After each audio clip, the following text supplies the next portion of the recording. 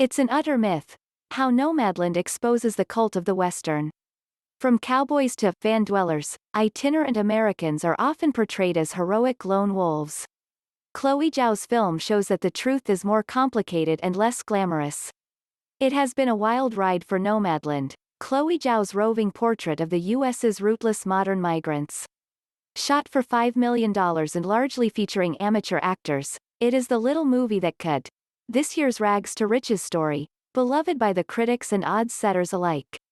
The road has been cleared, the gold rush is on, but the Hollywood happy ending feels at odds with the film. As Nomadland steers its westerly course, from the BAFTAs in London to the Oscars in Los Angeles, it is living a dream that it knows is a lie. Condé Nast Traveler called it a love letter to America's wide-open spaces, which is true up to a point, but this ignores the pathos, poverty and desperation at its core. Adapted from Jessica Bruder's non-fiction bestseller, the film bounces Frances McDormand's hard-bitten loner through a modern American badland in which the saloon and the sheriff's office have been replaced by the RV park and the Amazon warehouse.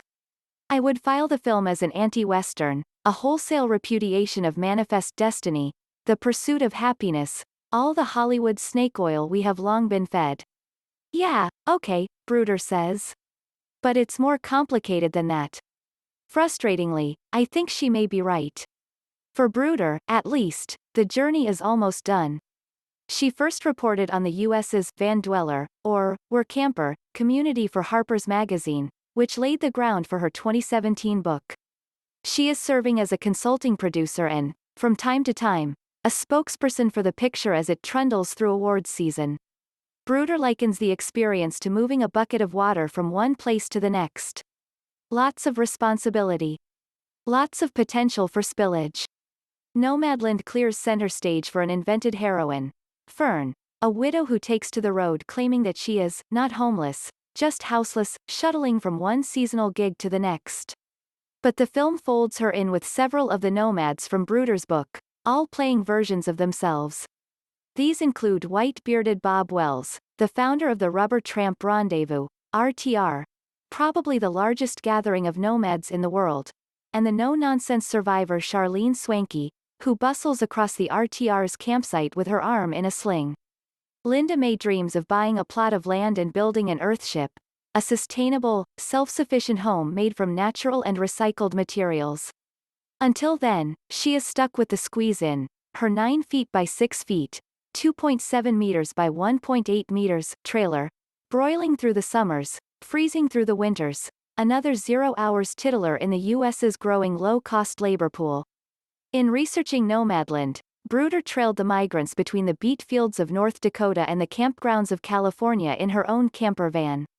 Most, she says, were keen to frame the lifestyle in the soaring rhetoric of the Old West. They cast themselves as outlaws, cowboys, pioneers. They spoke of freedom and opportunity, individualism and self-reliance. Only later did she start hearing about all the rest, the lost jobs, ruinous divorces and foreclosed homes that put them on the road to begin with. They printed the legend, then they told her the facts.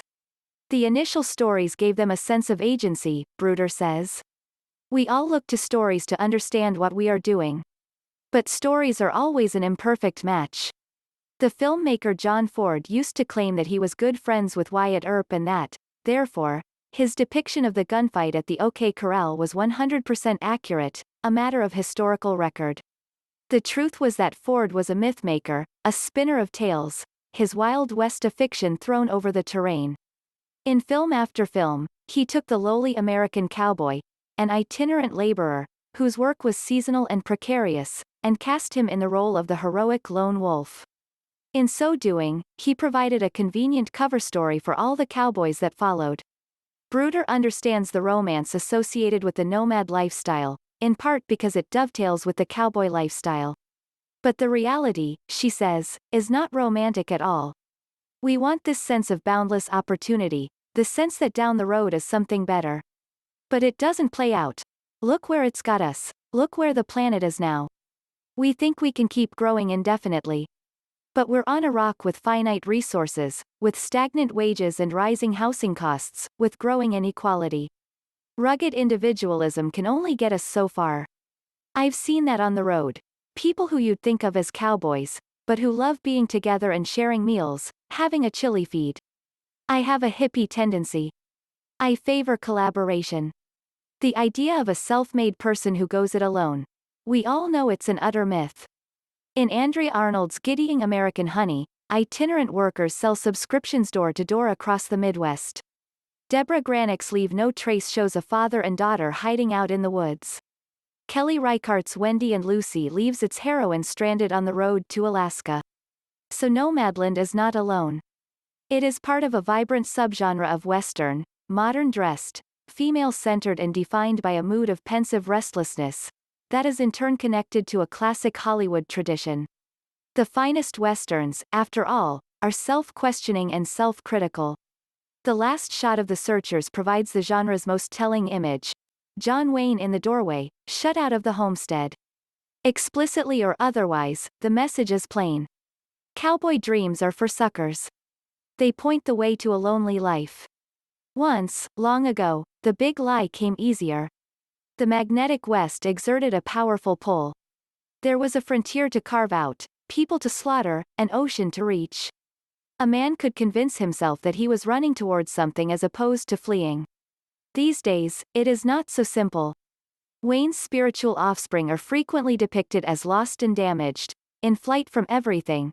Jack Nicholson sneaking aboard the logging truck at the end of 5 Easy Pieces.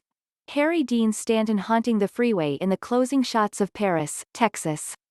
Bruder explains that the current generation of van dwellers are, in part, at least, a consequence of the 2008 financial crash and the wave of evictions that followed. The ripple effect of the pandemic is likely to put more vehicles on the road. The larger this group becomes, the harder it will be for society to ignore. But the evidence suggests that the nomads remain unengaged and apolitical, neither Democrat or Republican. By and large, they don't vote, because they don't see the point. They don't believe the cavalry is coming, Bruder says. Advertisement. In the Book of Nomadland, Bruder installs John Steinbeck as a touchstone. She tells how the van dwellers' love travels with Charlie, the author's tale of a counterclockwise road trip, from Maine to California to Texas to New York. She references The Grapes of Wrath, with its account of Depression-era migrants on their way to California. But the Steinbeck the film most made me think of was the last few pages of The Red Pony, when the grandfather recounts leading a wagon train across the country and then wonders what on earth the people are meant to do after that. There's no place to go. There's the ocean to stop you. There's a line of old men along the shore hating the ocean because it stopped them.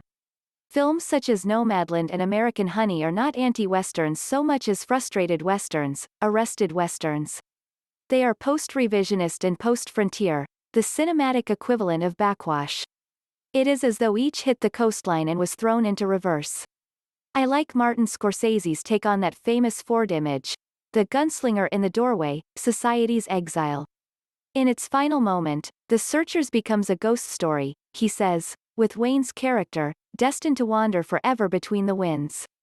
Bruder's unsettlers are a bit like that themselves, not so much the descendants of the pioneers as their remains or their shadows. Tellingly, Zhao's film shows them rattling around faded old tourist attractions, dinosaur parks, the National Grasslands Visitor Center, poring over holiday slides and photo albums, listening to the antique hits of yesteryear. I've spent too much of my life remembering, says Fern. Towards the end, like Steinbeck's old men, she arrives at the coastline and stares out at the sea. How long-term successful is the nomad's existence? Eventually you run out of gas, out of money. Your health starts to suffer. You can't work like you did. This is the question that still nags at Bruder. A lot of people seemed sanguine about the future and I was not, she says. I kept thinking, where does this go? From a selfish narrative standpoint, one of the reasons I decided to follow Linda May, in the book, was because she was reaching towards something, and that something was the Earthship. Linda had a story, a direction. She wasn't spacewalking. A lot of the others, they wanted to drive until they couldn't drive anymore, drive into the desert. They didn't have a long-term plan. I worried about that a lot more than they did. Nomadland is on the last leg of its Oscar journey. Some of the main players are still on board. Others have jumped ship, moving on to fresh adventures. May used her acting fee to buy a plot in New Mexico and is reportedly laying the ground for her Earthship. Swanky is on the road in Arizona. She sees no reason to quit. She tells me that she likes to think of her van as a big backpack on wheels. Living in nature, she adds, has restored her physical and mental health. Over email, I ask Swanky to look into the future and describe her ideal life. She scoffs at the idea that such a thing exists. If my van and my body hold up, I'll continue as I am now, she writes. Now. I basically live in the now. Seldom make plans for tomorrow. Get up in the morning, check the sunrise and weather, then do what seems to be the most important thing. It's the greatest feeling of freedom ever. As they circle back across the U.S., Swanky, Wells and their fellow nomads run across people and places they have encountered before. Their work is seasonal, but regular. They materialize and disperse to the same loose annual schedule. Experience has taught these people to mistrust the clear-cut finality of any separation or resolution. In the film, Wells explains that a real nomad never says goodbye. Instead, they will always say, "I'll see you down the road." They figure that there are good odds they will bump into each other at the next packing gig or the next beet harvest, next month or next year, somewhere beyond the next sunset.